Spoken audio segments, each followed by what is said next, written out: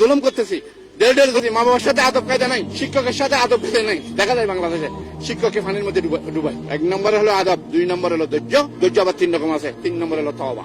লোভ, হিংসা, অহংকার, এই 3টা জিনিস মানুষকে ধ্বংস করে দেয়। আপনি পুরো দুনিয়া আগুন ধরছে, ওই কর্নারের মধ্যে একটু রাখে দিচ্ছেন, সব নিবেছেন, একটু রাখে দিচ্ছেন একটা মোমবাতির, আবার গলে শেষ হয়ে যাবে। সরিষার দানা পরিমাণ ইমান থাকলে আপনি জাহান্নামে যাবেন না। আবার সরিষার দানা পরিমাণ অহংকার থাকলে আপনি জান্নাতের মুখ দেখবেন। এত বড় টনকে টন ফাতর নিয়ে বসে রয়েছি লোভ, হিংসা, অহংকারের। তাহলে কি আপনি চিন্তা করেন, একটা শার্ট থাকলে, একটা স্যান্ডেল থাকলে, একটা টুপি থাকলে, একটা ভালো মোবাইল থাকলে এর সাথে কথা বলা যায় না। আমরা কতটুকুর মধ্যে আছি? আমরা মুসলমানের মধ্যে পড়ি কিনা? বলছে ইমান ইমান চলে যাবে। ইমান আছে কিনা আগে দেখেন, আগে ইমান আছে কিনা। ইমান থাকলে না যাবে ভাই। বলছে সম্মান চলে যাবে। আরে সম্মান আছে কিনা দেখেন। আপনি মা বাবার সাথে বেয়াদবি করেন, আপনার মা ডেলি ডেলি আপনার জন্য বসে থাকে, আপনি এর সাথে গালাগালি ফালাফালি লাফালাফি করেন না।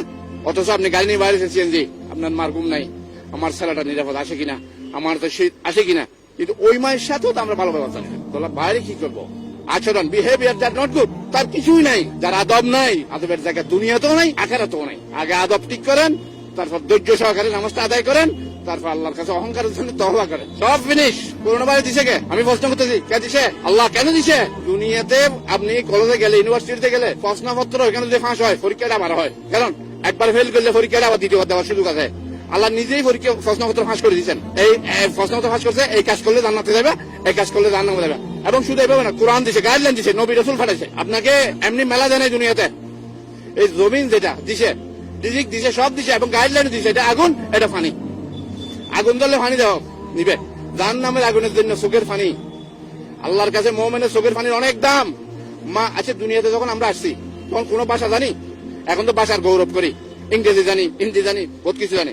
তখন মার কাছে শুধু আমাদের কান্নার ভাষাটা ছিল। ওই কান্না দিয়ে মা বুঝতে পারে যে এর বুক লাগছে, এ পায়খানা করছে, এ প্রস্রাব করছে, সবগুলো উনি পরিষ্কার করে দিয়েছে। আল্লাহ আমাদের কান্নার ভাষা বুঝে, ওই কান্না দিয়ে সব আদায় হবে। মোমেনদের চোখের পানির এত দাম আল্লাহর কাছে। আর কিছু চায় না, চায় আর কিচ্ছু চায় না। কিন্তু আমরা এখানে ঢুকে নিয়ে এখানে চলে যাই। এমনি বলে এখান থেকে ঘরে যাবো, এটার কোনো গ্যারান্টি নেই। শুধু মুখে আমল নাই। যদি আমল দেখতো, অথচ আবু যর গিফারির মতো পাগল হয়ে যেত, সংসার করতো না। আল্লাহ বলছে সংসার করো, দুনিয়া দিচ্ছি তোমাকে, সংসার করো।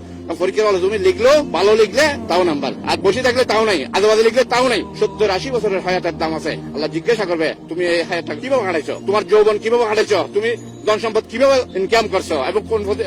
এখানে এক পাঠ করো ভাই, হালাল উপার্জন করো, হালাল উপার্জন করো। আরে আরাম পথে বিয়ে করলে তো ওটার হিসেব হবে। এমনি তো হারাম কামাইতেছে, ওটা বুঝাইতেছি আমি হালাল যেগুলো করতেছেন, যারা করতেছে ওটা ভালো করে করেন। যে করতেছেন একটা গুণা, তাহলে আসমানকে সুন্দর করে তারা দিই, জমিনকে গাছ দিই, নারীকে হায়া দিই, পুরুষকে দাঁড়িয়ে দিই। আপনি রাখেন, কাটেন, আর যার দাড়ি নাই এ বুঝে বলতেছে আপনি সকালে আসেন, সন্ধ্যার আগে আপনি সুস্থ, অসুস্থতার আগেই আপনি তৈরি হন, সুস্থতাকে মূল্যায়ন করেন।